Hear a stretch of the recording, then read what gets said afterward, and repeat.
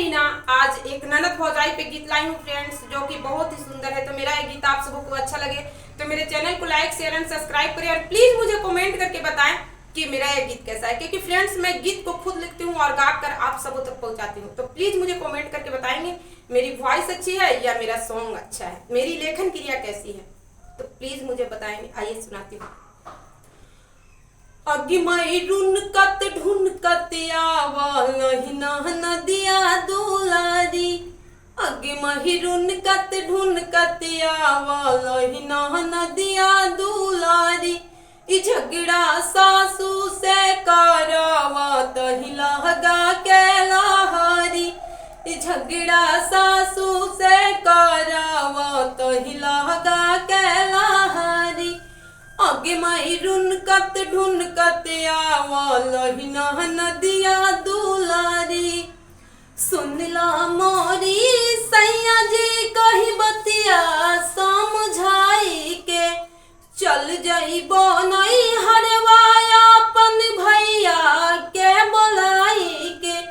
सुनला मोरी राजा जी कही बतिया समझाई के, चल जाइबो नहीं हरवाया अपन भैया के बोलाई के।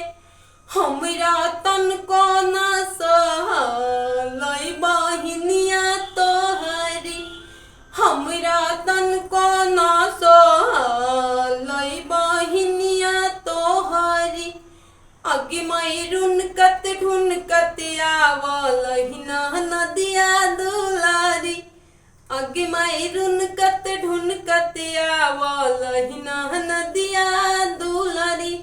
जब तक ननदी हमारा रहतई रहबई नाई हार में, हमरा लेवे अइहा बलमुआ बहिनी भेज ससुरार में।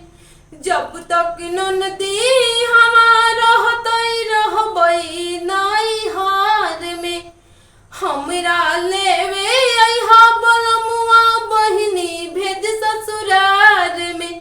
नाता तू कमाए चले जइहा बहरी, नाता तू कमाए चल जइहा बहरी, अगिमई रुनकत ढुनकत आवलहिना नदिया दुलारी, ई झगड़ा सासू से करावत लगा के लहरी, ई झगड़ा सासू से करावत लगा के लहरी।